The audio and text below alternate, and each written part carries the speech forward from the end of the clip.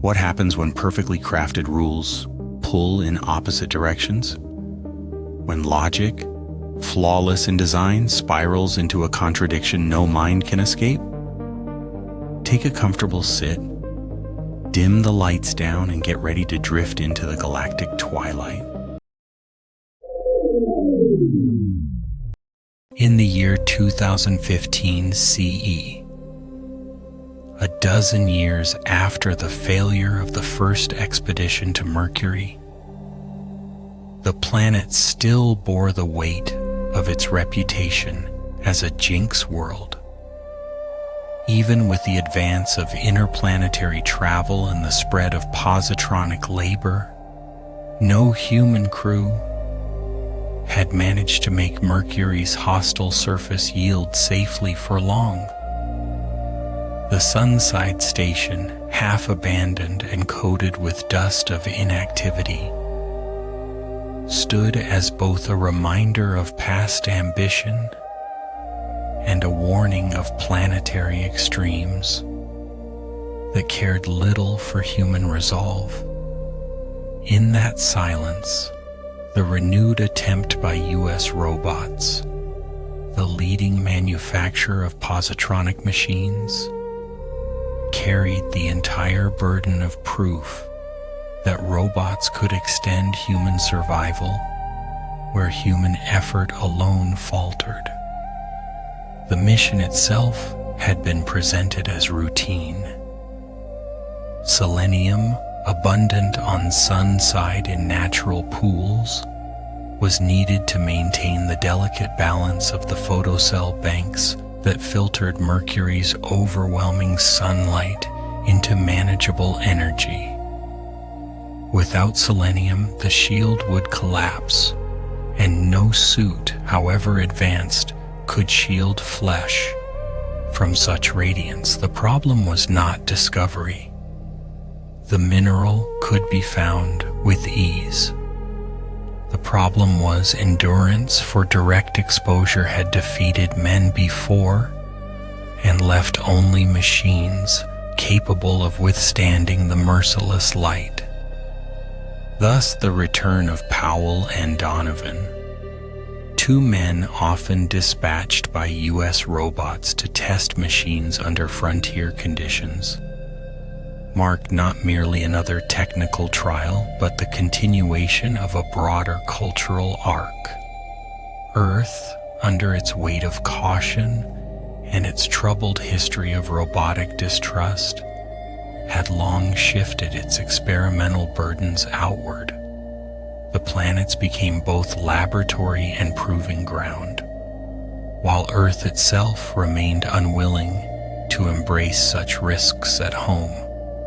Mercury, with its stark contrast of light and shadow, stood as the farthest reach of that policy. The station into which the men had moved was 10 years untouched. Its consoles dulled, its wiring archaic by the pace of technological change. Yet even in decay, the hallways bore the ghost of Enterprise. The earlier expedition had stocked the base with instruments meant for endurance, but progress had already outpaced them.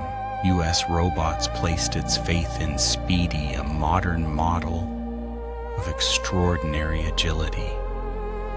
Sent to gather selenium swiftly from a nearby pool, he was meant to embody the triumph of progress, proof that the newer generations of positronic brains could overcome conditions that had driven men back. Yet the stillness of the station carried more than disuse. It held a muted reminder that science alone did not erase hazard. A mission described as ordinary was one error away from calamity.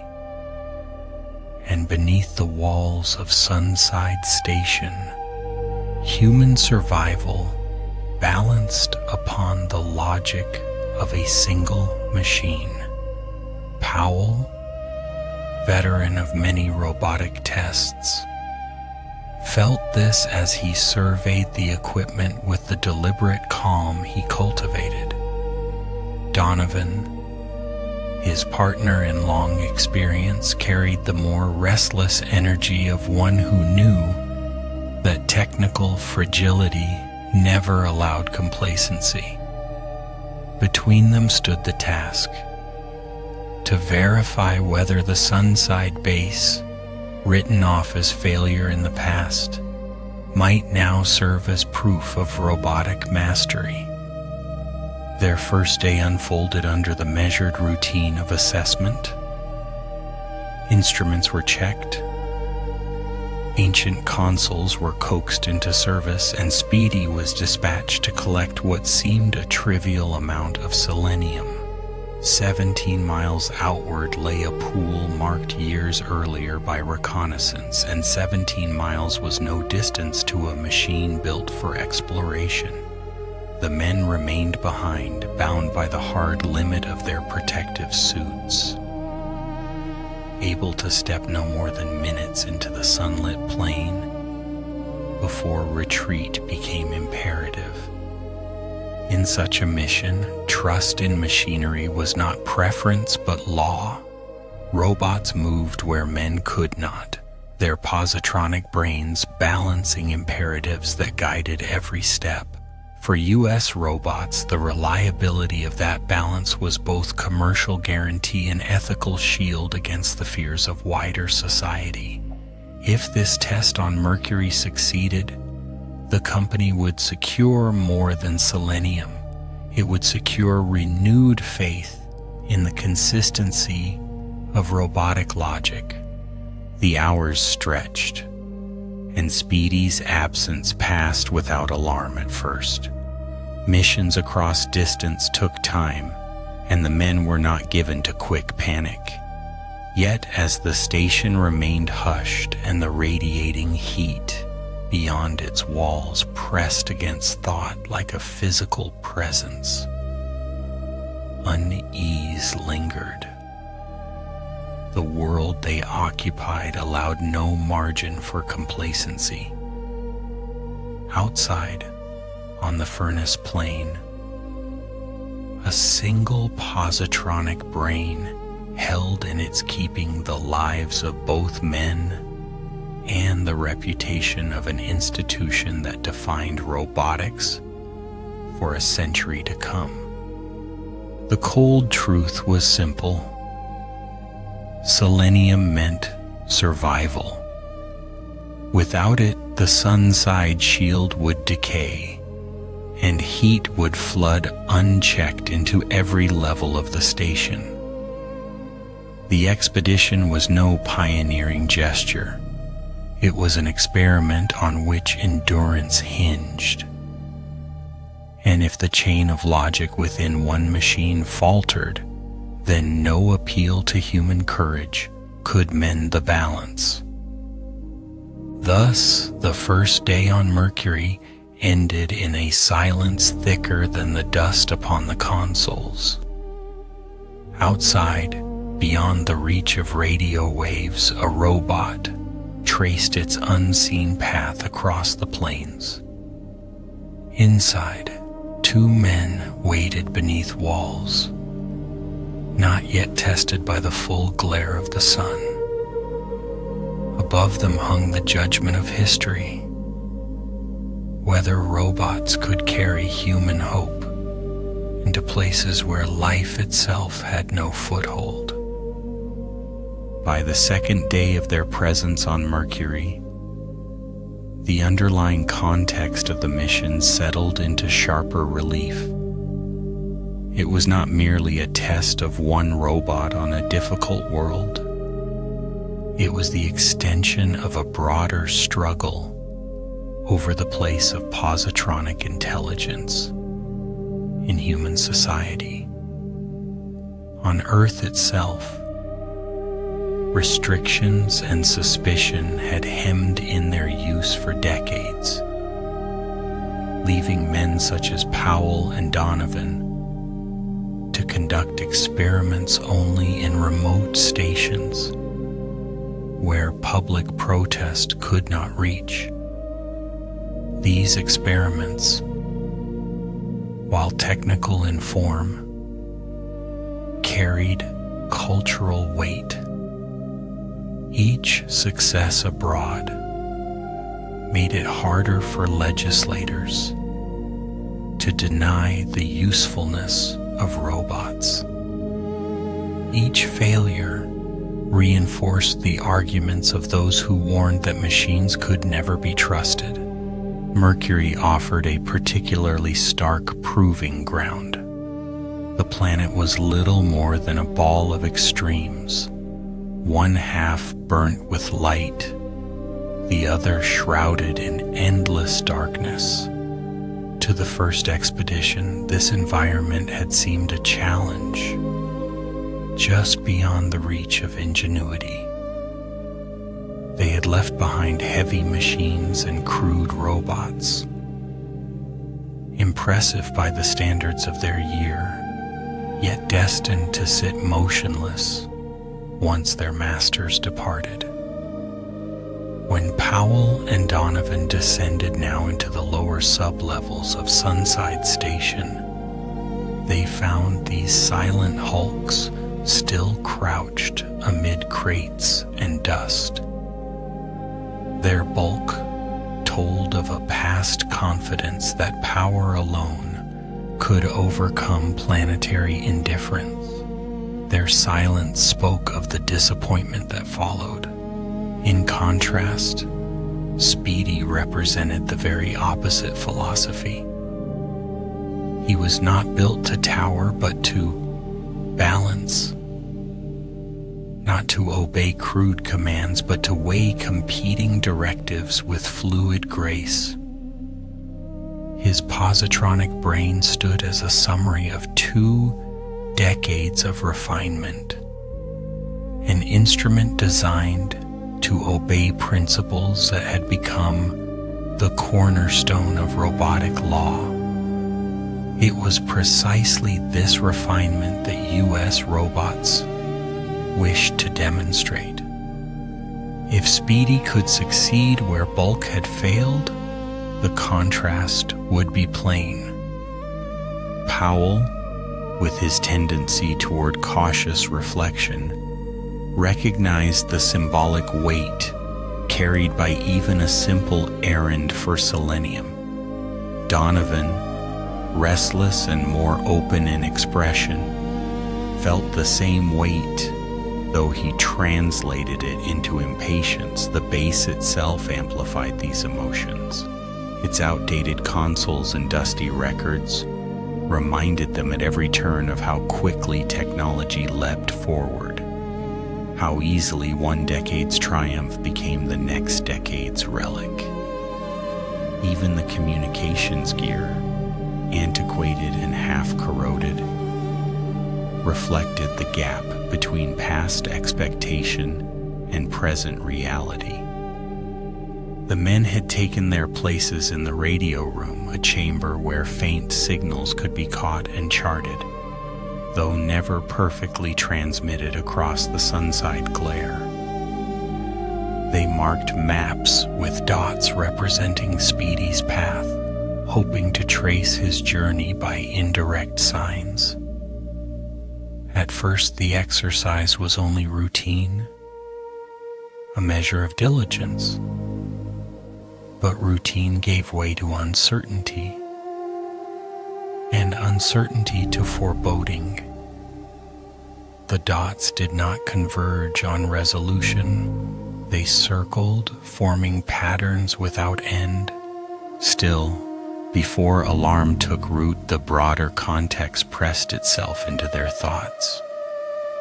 This was not an isolated misstep, but a scene replayed countless times in history. Men venturing outward, measuring their reliance on machines against the resistance of environment. In such contests, each generation tested anew the assumptions of the last. The first expedition had believed that raw strength was enough. The second sought to prove that subtlety of logic was the true key. Both approaches sprang from the same human determination to bend the planets toward survival. The policy of U.S. robots framed all these attempts in commercial and legal terms. Each contract signed with Earth's governing councils, each assignment dispatched to distant worlds, became a form of advocacy. The company's engineers defended their creations with statistics, their directors with financial projections, their public advocates with calm appeals to reason. But Powell and Donovan, far from courtrooms and boardrooms, represented the most decisive argument of all, whether in practice, at the far edge of danger, the machines performed as claimed. That was why the atmosphere of antiquation in Sunside Station mattered so deeply. It was not simply a matter of comfort.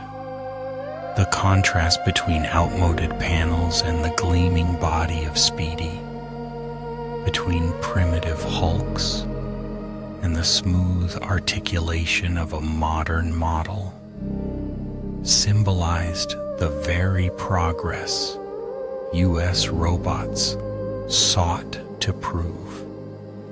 If Mercury could be tamed now, when once it had defeated them, then the narrative of inevitability tilted toward acceptance of robotic partnership.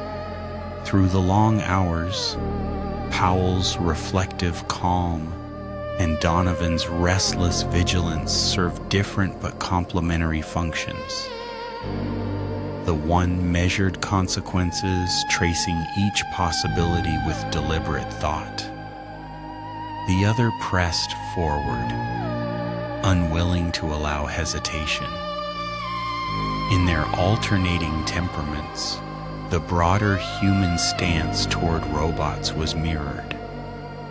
Caution balanced by impatience, distrust tempered by necessity. As day waned into the long Mercury night, though the terms day and night had little meaning on a planet locked in its dance with the sun, the two men remained at their posts. They knew their role extended beyond personal survival. They carried in the dust and silence of Sunside Station the proof of concept for an entire era of exploration. If Selenium returned to their vaults, the argument for robots advanced. If it did not, resistance on Earth would only harden. Thus the stage was prepared. The station stood between history's two verdicts, the ancient machinery echoing with failure, the modern robot entrusted with redemption. In that tension lay the heart of their assignment. For if Speedy did not return, the outcome would not be measured in maps or reports. It would be measured in the silent judgment of a world watching from afar, concluding once again that Mercury was a jinx, and perhaps that the dream of dependable robots was a dream too easily broken. By the 12th hour of their stay, the situation sharpened from quiet uncertainty into the clarity of crisis. The station, so long silent in abandonment, had become a chamber of waiting. On the map spread before Powell and Donovan, dots had multiplied into loops, each one plotted by tracing Speedy's faint, unorganized radio emissions. Instead of cutting directly to the selenium pool and returning with the mineral that was their sole requirement, the robot traced paths of recurrence. Round after round, the pattern persisted. He circled the source of survival without claiming it, as though logic itself had bound him into orbit. The temporal anchor of the expedition became the measure of this crisis.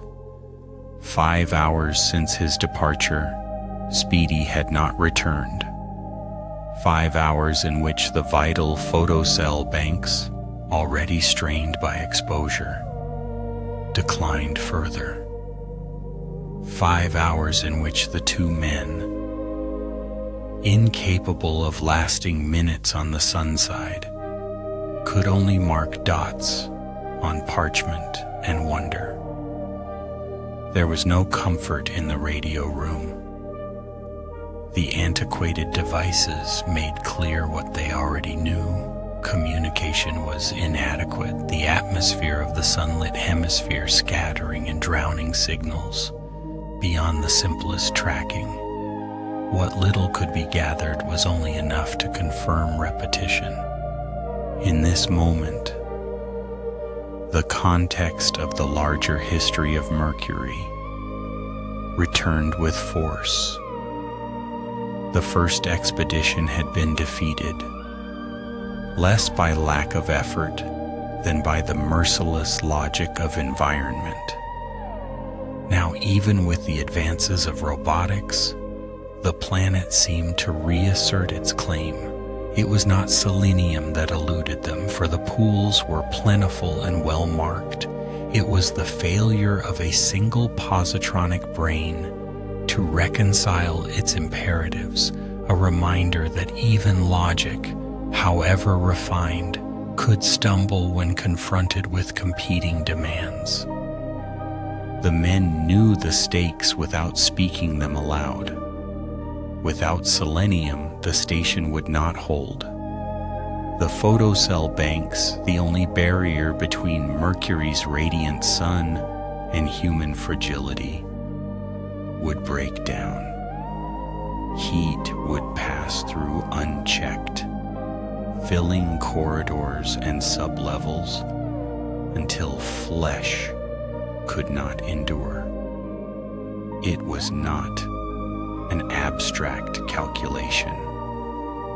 The early stages had already been recorded, cells darkening, output waning. Each hour that Speedy failed to return was 1 hour closer to exhaustion. This was the heart of the trigger event. A mission framed as routine, merely retrieving a kilogram of a common element, had unraveled into a test of survival. Neither man could step into the light to intervene, not for more than a few minutes, and those minutes would not be sufficient to reach a pool 17 miles distant. All paths led back to dependence on Speedy, and Speedy was locked in a circle. The philosophy of the 3 laws of robotics, though never spoken aloud within the station, hovered over every decision.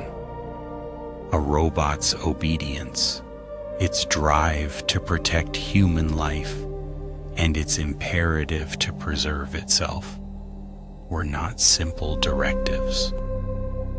They were hierarchies, balanced at every instant by subtle computations. When circumstances forced these imperatives into competition, even the most advanced machine could hesitate. And hesitation under Mercury's light was indistinguishable from failure. From the vantage of later history, Scholars would note that this was one of the earliest recorded instances where the delicate equilibrium of the laws played itself out in visible form. It was not a breakdown, not an error of construction, but the natural outcome of design pressed to its limits. For Powell and Donovan, however, such reflection was distant. What mattered was the blunt calculation of survival. Selenium meant life. Delay meant death. Yet the nature of Mercury's hostility granted them no options for direct pursuit. The protective suits they carried, though advanced beyond those of the first expedition, were still fragile shells in the face of radiance. 20 minutes was their maximum tolerance before heat seeped through inescapably. To walk 17 miles in such suits was impossible. They could only watch, measure, and plan within boundaries that allowed no heroic gesture. Thus, the tension of the moment crystallized. A single robot, equipped with the most advanced positronic brain of its generation, wandered endlessly around the very resource required for survival. The men, unable to intervene, marked time as though bound by fate. Above them, the star blazed in full force, unblinking. Beneath them, the station's cells darkened toward collapse. The trigger was complete. No longer a mission of demonstration, but a crisis of endurance. The distinction between routine and survival had collapsed. History would later record it as an episode of consequence, not for its outward drama, but for the inward recognition it forced upon those who depended on machines. It revealed that even the surest logic could circle upon itself, leaving human life suspended on the outcome of an unseen struggle within a positronic brain. And so the station entered its long pause. Outside, Speedy circled without end. Inside, Powell and Donovan faced the truth that their lives and their company's reputation depended on a resolution they could neither force nor predict. Mercury, in its merciless stillness, had drawn them once again into the edge where survival was never guaranteed. By the time 12 full hours had passed since landing, the balance of patience had shifted into strategy. Waiting no longer promised clarity.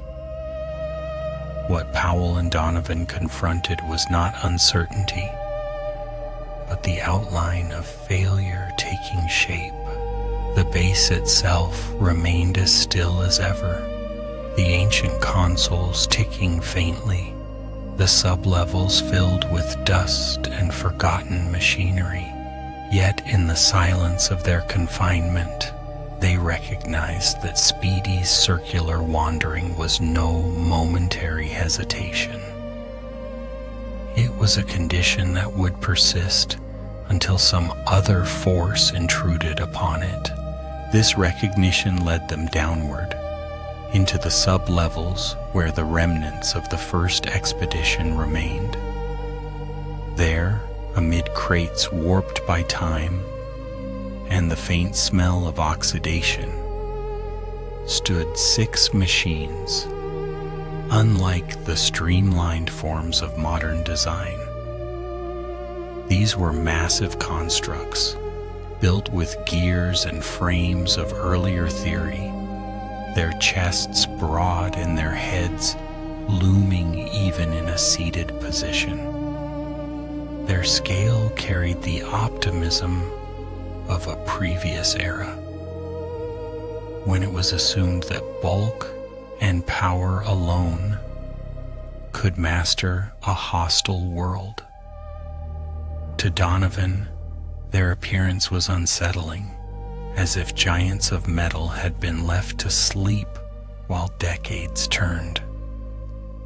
To Powell, their presence was a reminder that every generation of robotics carried its own philosophy of safety and command. The decision to awaken them was not made lightly, for primitive machines carried primitive habits. In the years when they had been built, open distrust of robots on Earth had led manufacturers to design exaggerated subservience into their speech and manner. Early positronic brains, though capable of obeying the laws, often repeated their submission in words, as if reminding their masters that obedience was certain. This design, though intended as reassurance, had failed to erase suspicion. Bans and restrictions had still arisen, driving advanced experimentation into distant colonies. Powell's work in fitting atomic batteries into their chests was laborious, the devices having been designed before remote activation was common. One by one, the machines rumbled into awareness, their heads turning slowly, their voices distorted by outdated diaphragms. Each response confirmed what Powell had suspected. They were functional but bound to the rigid manners of an earlier age. Their speech, heavy with declarations of loyalty, reflected an Earth once fearful of its own inventions. Yet necessity made such discomfort secondary. Powell addressed the first of the giants with direct clarity, instructing it to leave the station, traverse the 17 miles of Sunside, and compel Speedy to return. The logic was simple. If one robot could not break free of a loop, perhaps another might apply force. At worst, they might learn from the attempt. At best, they might regain their essential partner and recover the selenium before the photocells decayed beyond recovery. The cultural weight of this decision lay in contrast. A modern machine, with all the refinement of 2 decades of research, had failed at a critical juncture. Now the men placed their hope in relics, once considered inadequate. It illustrated how progress was measured not only by invention, but also by the circumstances in which invention was tested.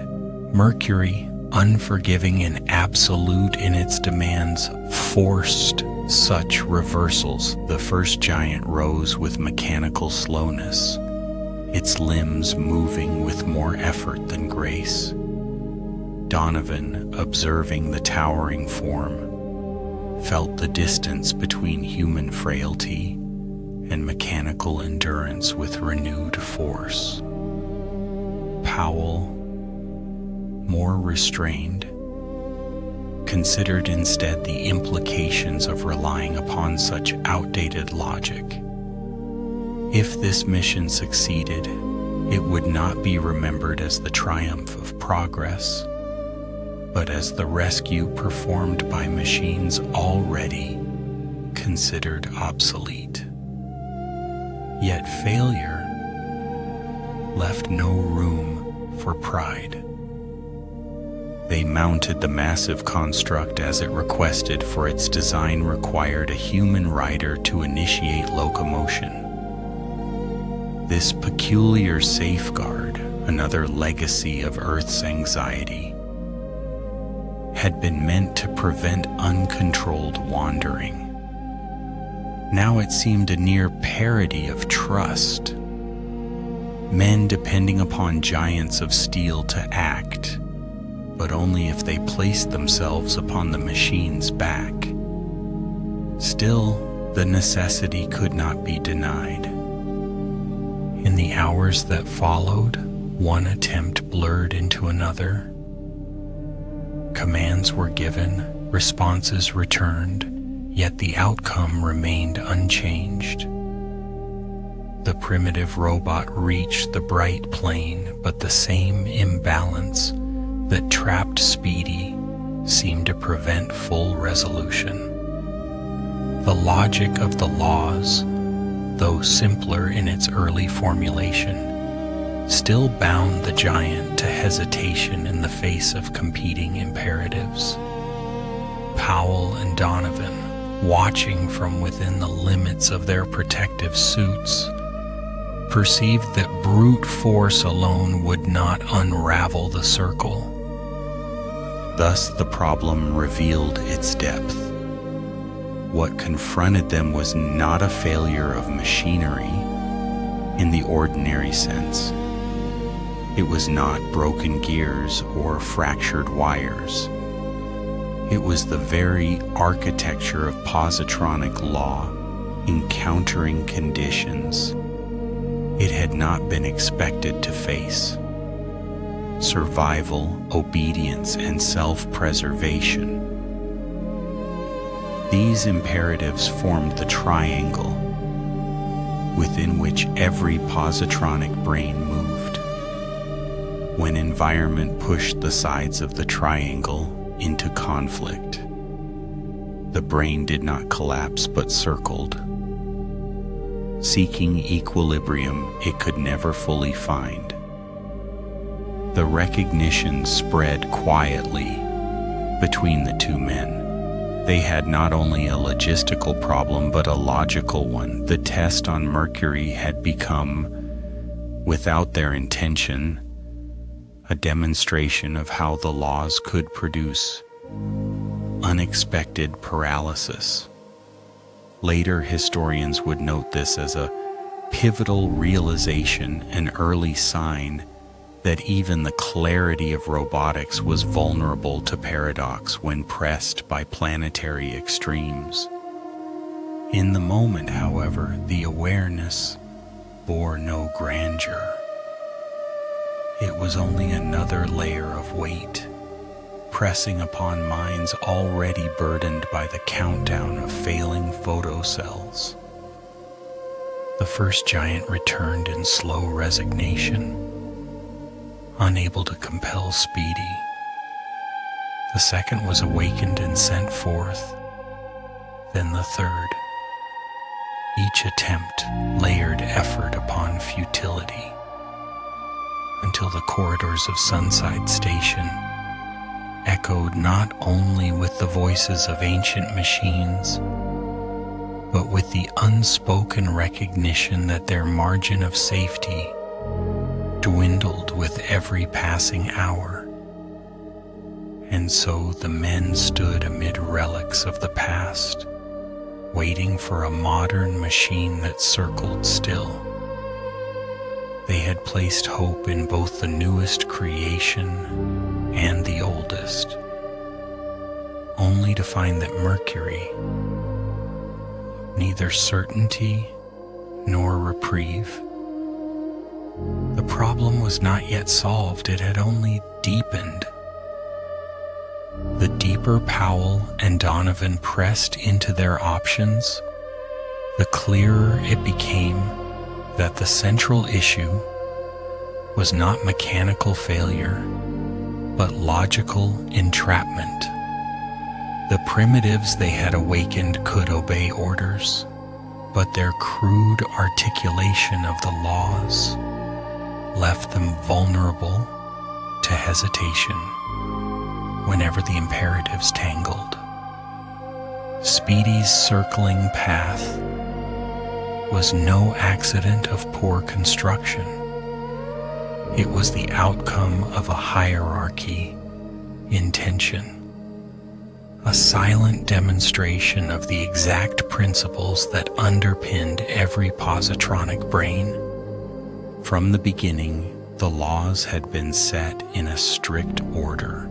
A robot must preserve human life above all else, obey human instructions unless these conflicted with that duty, and maintain its own existence so long as higher imperatives were not endangered. In theory, the arrangement was elegant, a structure capable of governing behavior without ambiguity. Yet Mercury had introduced a condition where obedience and self-preservation pressed so hard upon one another that neither could release.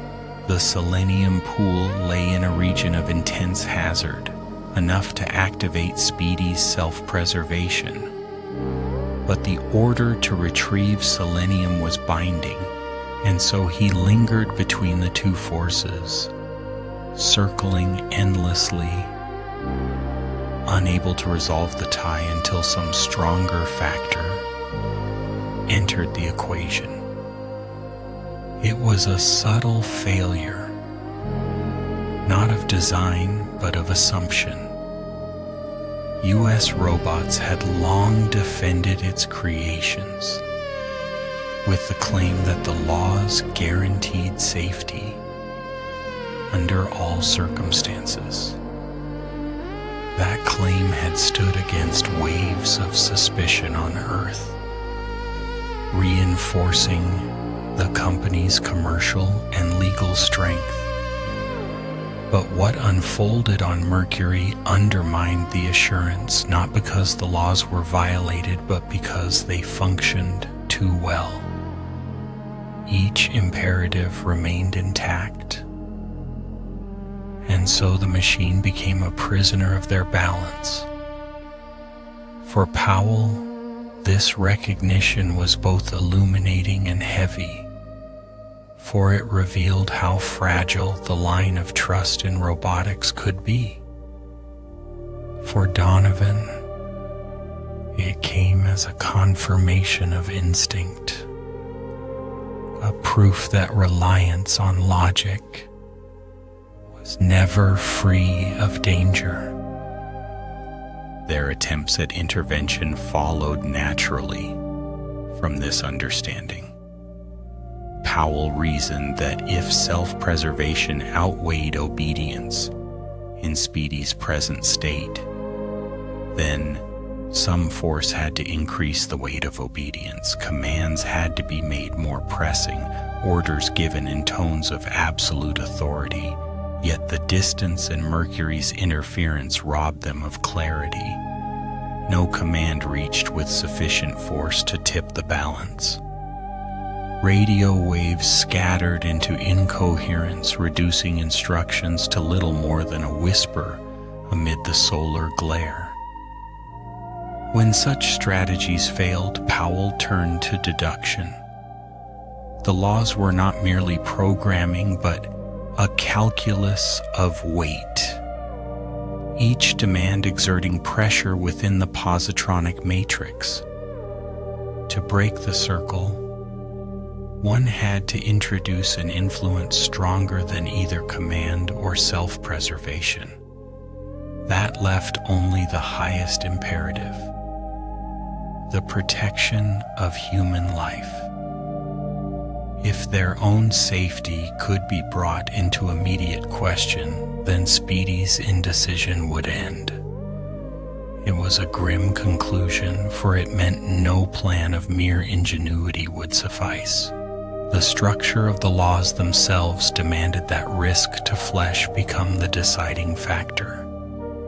Donovan, pacing amid the sublevels, bristled at the realization. To him it seemed an indictment of the very enterprise that had brought them to Mercury.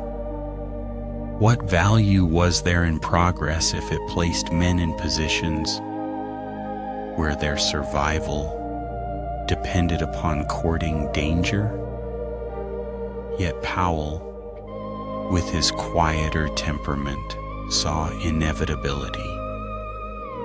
The laws had not been broken. They had only shown that in some environments, no safe solution existed without human peril.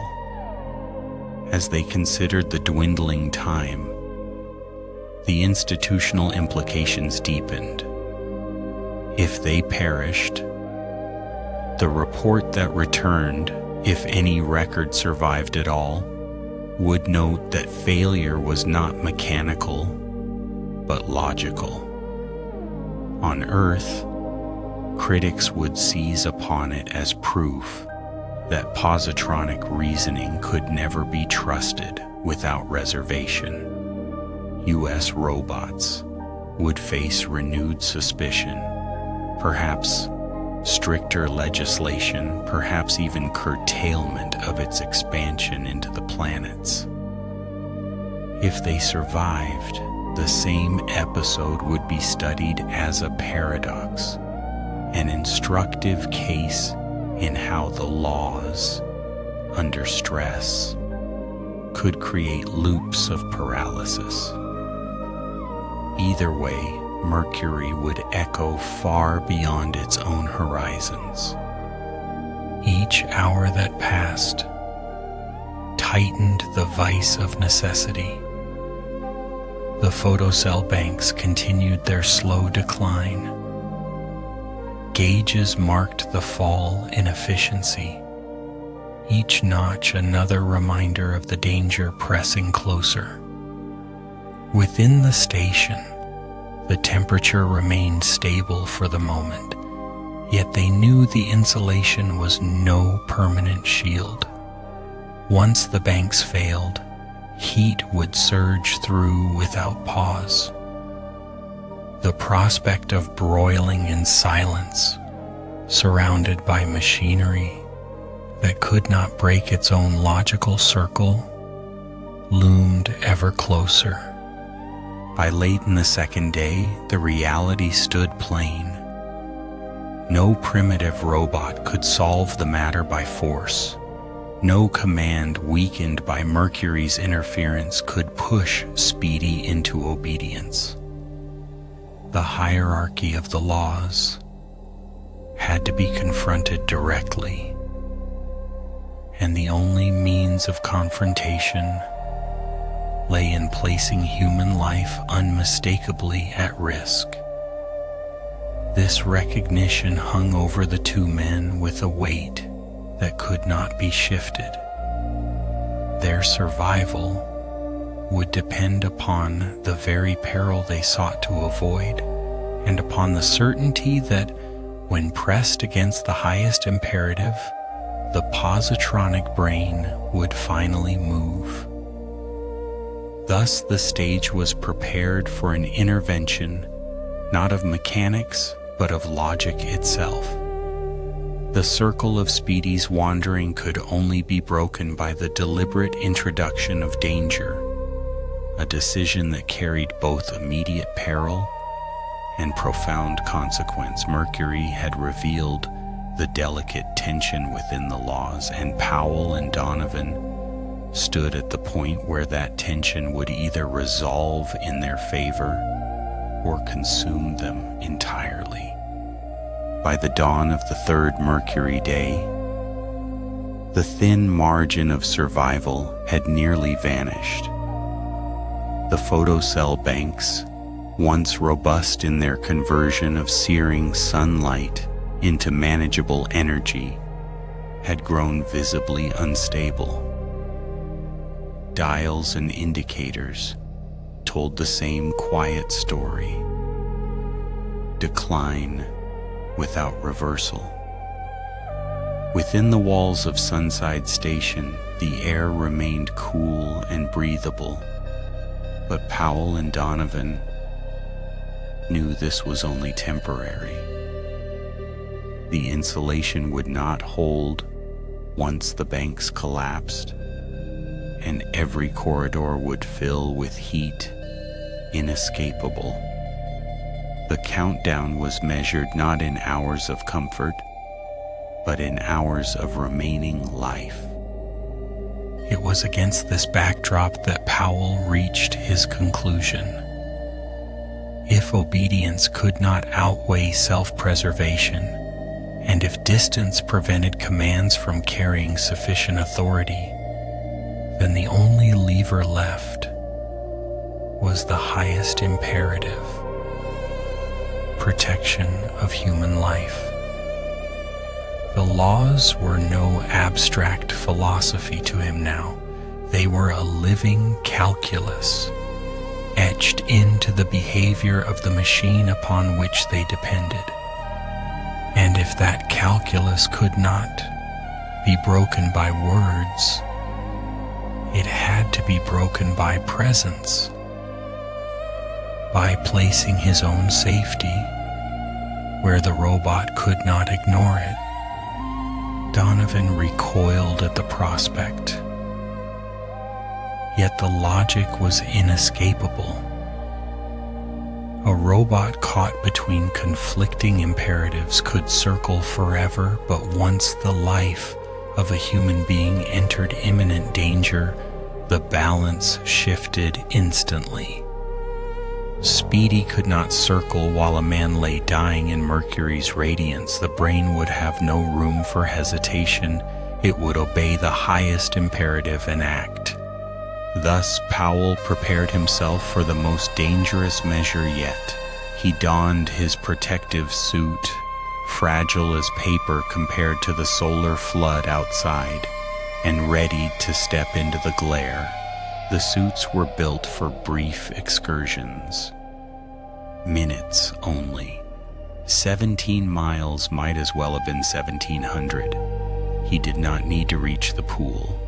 He needed only to move far enough into the blazing plain that Speedy's sensors registered his danger.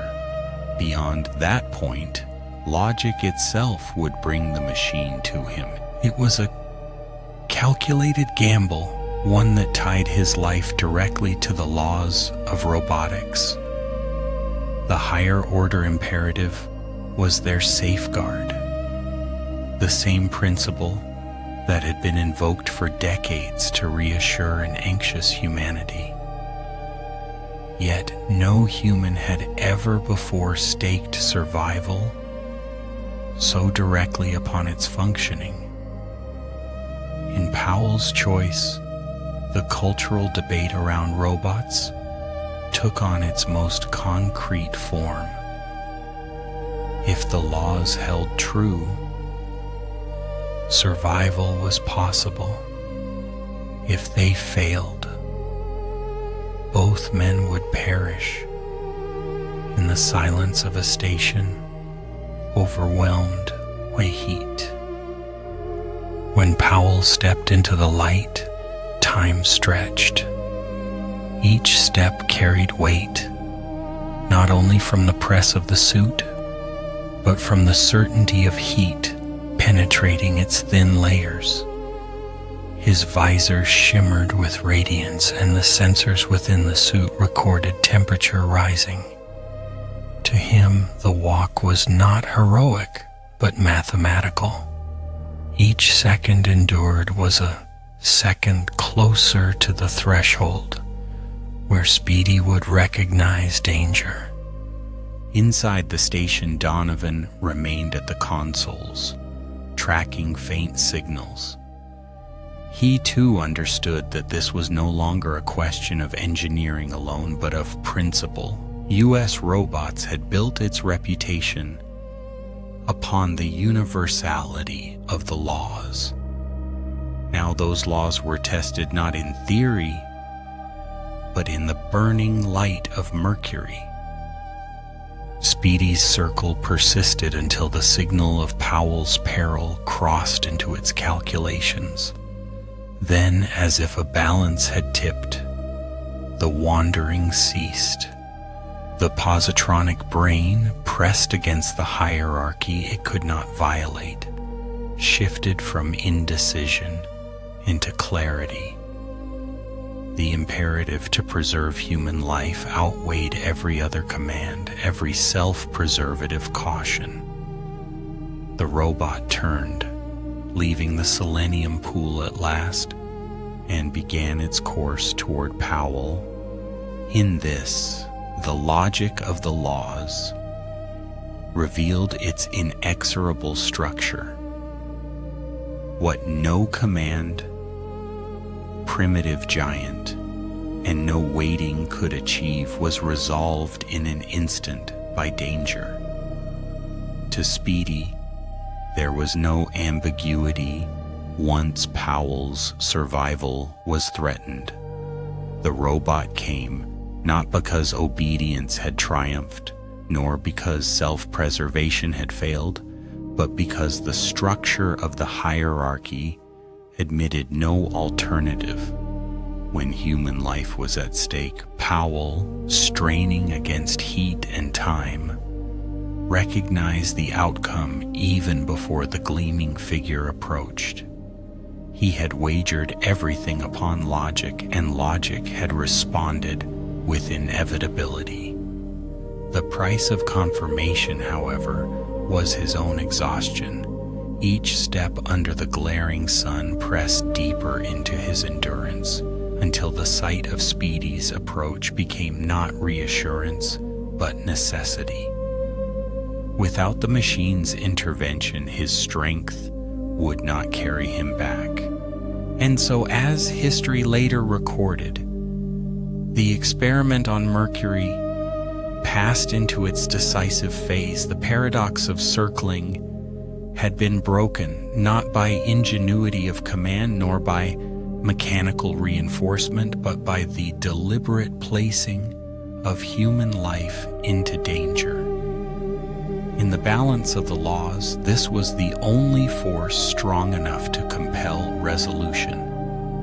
Powell's risk was not complete, nor the problem fully resolved, but the circle had been broken. What had seemed endless repetition gave way to response.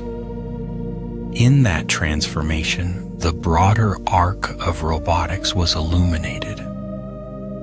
That safety itself sometimes demanded peril, and that the laws designed to protect humanity could reveal their true strength only at the edge of survival.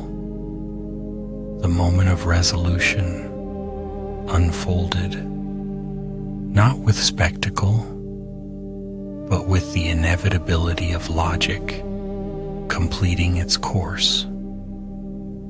Powell, weakened within his protective suit, had advanced far enough into Mercury's blazing plane to push his body toward collapse. Sensors embedded within the thin shell recorded rising temperatures, while his strength faltered beneath the steady weight of radiance. In those conditions, no machine could mistake the threat. The highest imperative within Speedy's brain, the preservation of human life, rose above every competing directive. The change was immediate. Where once the robot had circled endlessly, bound in the tug of obedience and self-preservation, it now moved directly and without hesitation. The paradox that had imprisoned it dissolved in an instant. Human danger was present, measurable, undeniable.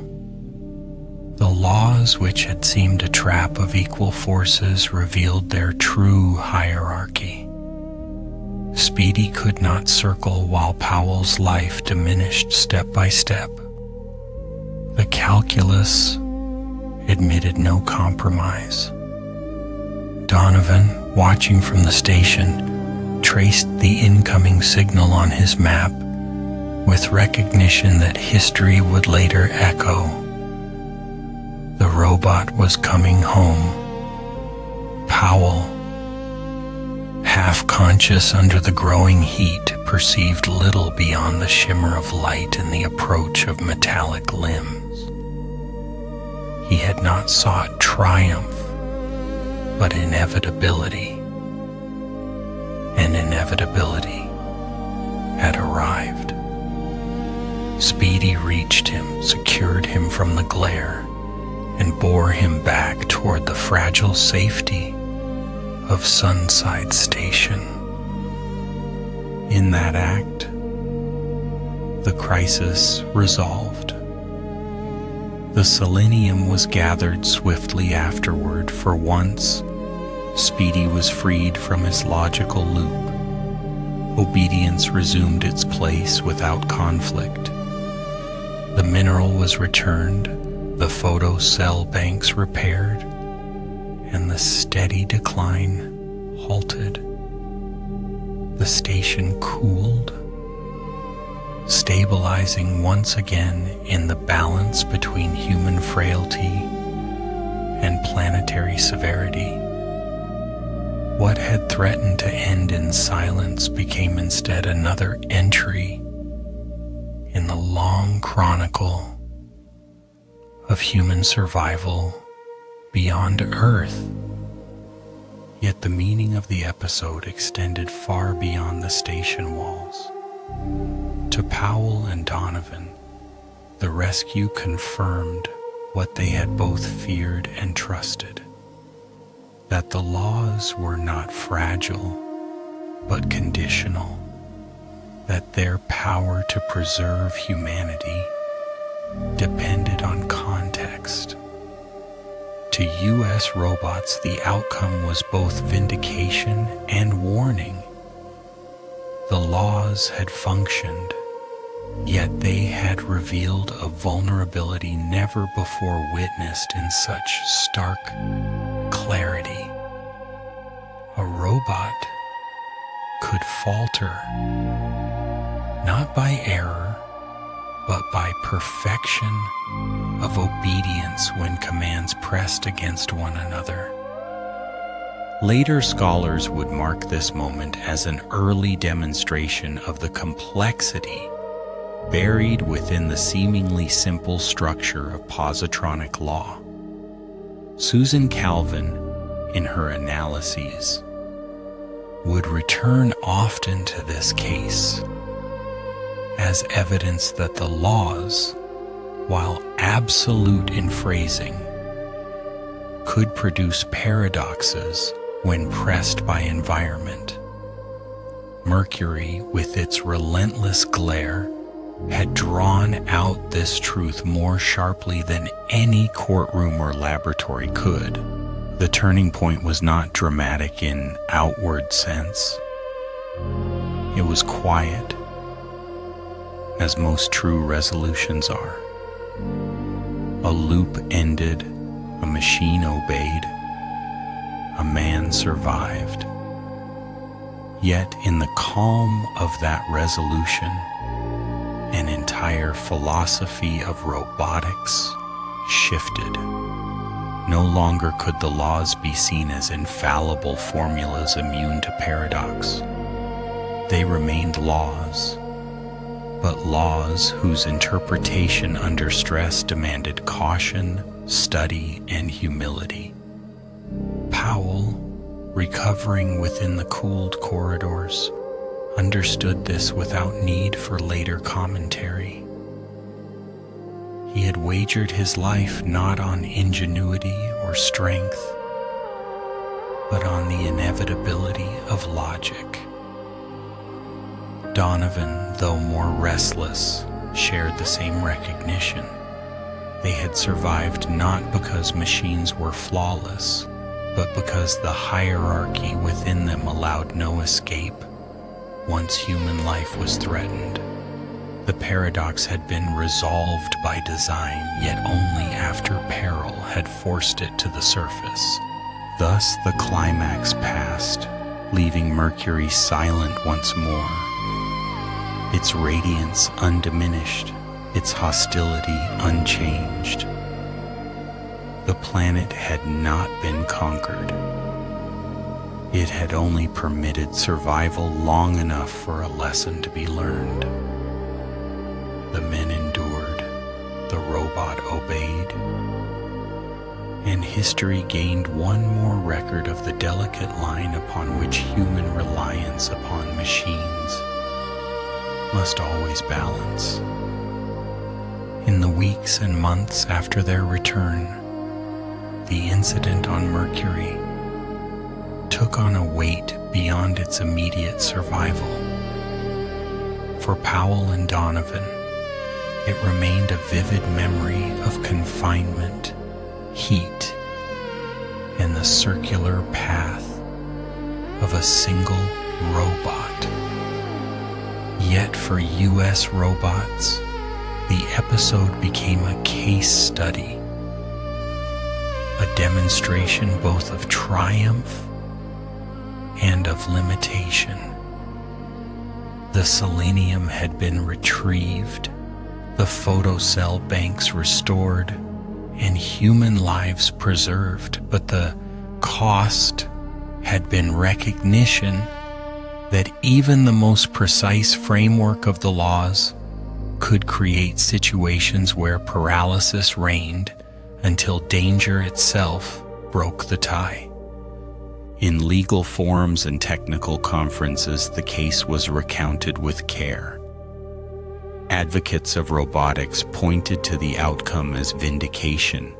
The laws had functioned exactly as intended. In the end, the robot had acted decisively to save human life, confirming the very promise upon which the industry rested. Critics, however, saw in the episode a troubling sign. That survival had required Powell to risk his life appeared to them not a feature, but a failure.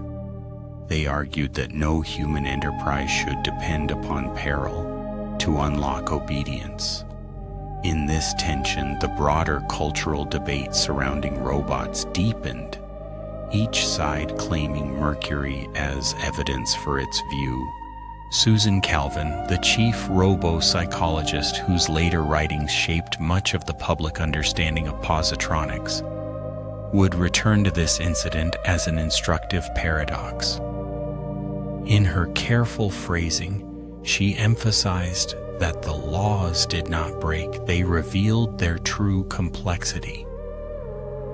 The Mercury episode illustrated that logic, when pressed by extremes, could hesitate in patterns unfamiliar to human intuition. Such hesitation, she warned, was not an error, but an inevitable aspect of any sufficiently sophisticated brain.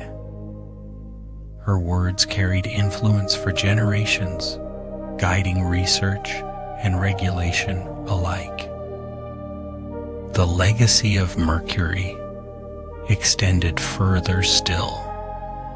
In the unfolding centuries of the spacer worlds and in the long path toward psychohistory, cases such as this became markers of human adjustment to life alongside machines.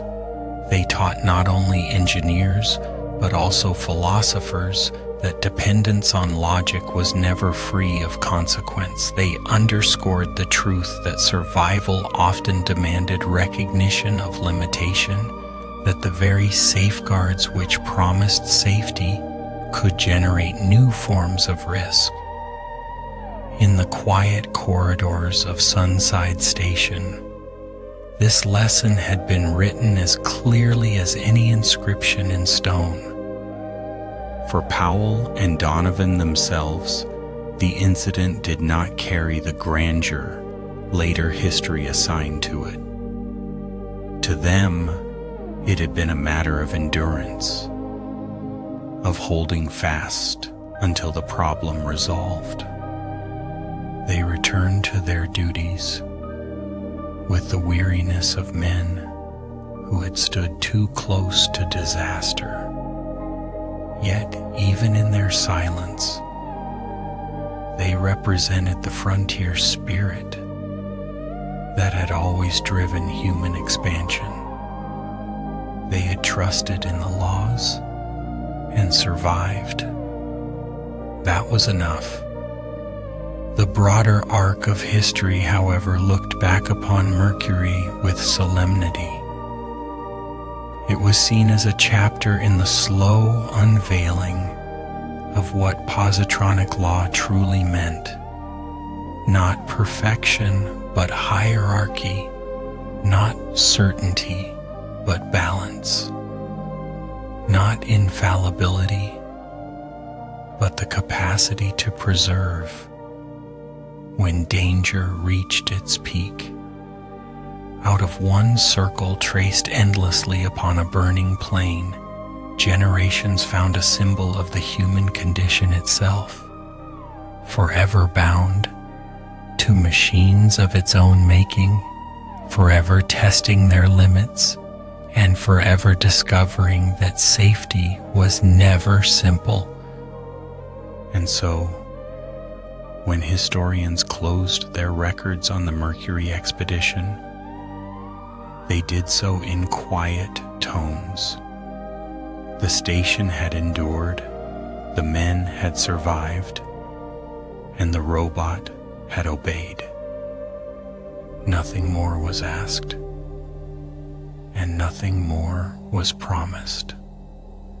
In the silence that followed, the lesson remained that survival among the stars rested always on a line as fine as logic itself, carried forward in calm inevitability.